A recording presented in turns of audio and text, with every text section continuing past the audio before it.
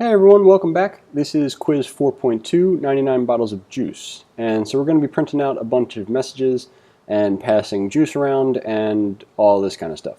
So note the pluralization of the word bottle as you go from 2 bottles to 1 bottle. Your text editor may autocorrect the ellipsis to ellipsis character. Okay, cool. So the first thing I'd like to get us started with is the last value for our numbers of like juice could be 1, but it also could be 0. Now, theoretically, we could do both of these. However, I'd like to think that if we go from 99 to 1, we could probably get the rest of the sentences done just by going with the left side of the operation. So 99 to 1 is going to be where I'm going to count from. So if variable num starts at 99, I'm going to want to make sure that num is greater than 0, which will end it at num.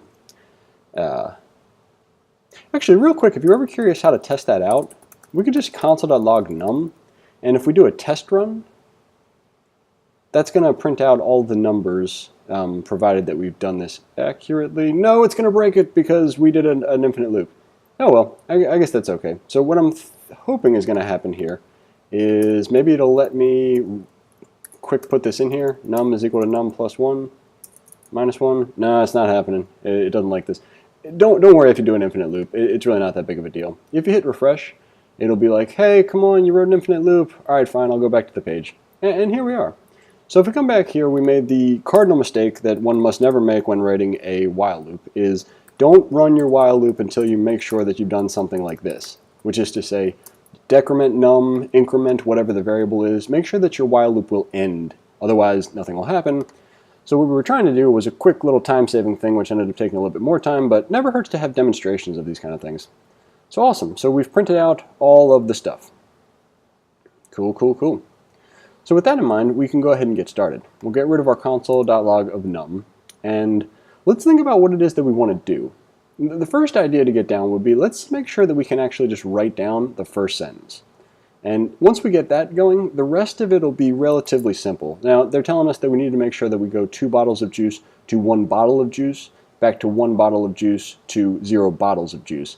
And I would proffer that that's the kind of thing we could handle as like an edge case. For the most part, we could just start by saying something like console.log this sentence, and we're going to wrap quotes around all of it. So looking good. 99 bottles, rather than 99, we probably want, let's say, plus, get rid of this, and we want num. So num, are they wanting us to go 2 string? We could. We'll see what happens when we print this out, but num is a number, and it's going to be part of a string. Usually JavaScript will kind of help us out with this, but if they don't, it's okay. We'll fix it later.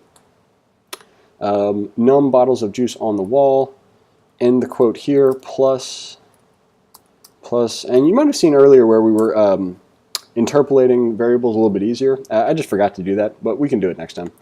So we'll say num bottles of juice, take one down, pass it around.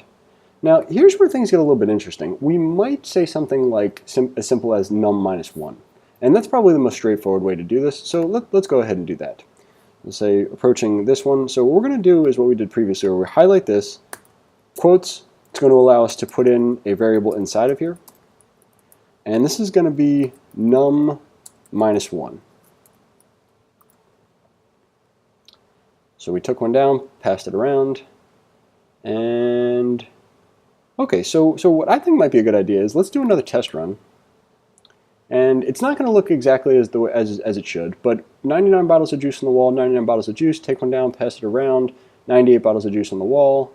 That goes all the way down to here, but we don't have what we need with this. We need this 1 bottles of juice on the wall to say 1 bottle of juice, and we need this part to be 1 bottle of juice on the wall. So we have 2 edge cases. One would be when our num, because remember, the num is going to be this guy right here. So num here is 2 and here is 1. So our edge cases are when num is equal to 2 or num is equal to 1. I think there's probably a way for us to build all of this together into one statement, but given that we're very early on in our prep course, I don't think we need to break ourselves over a barrel with that. Let's just write out as verbose a version of this as we can, and maybe later on your own, if you want to, you could make it a little bit fancier, or more efficient, or mess around with it. Certainly your prerogative.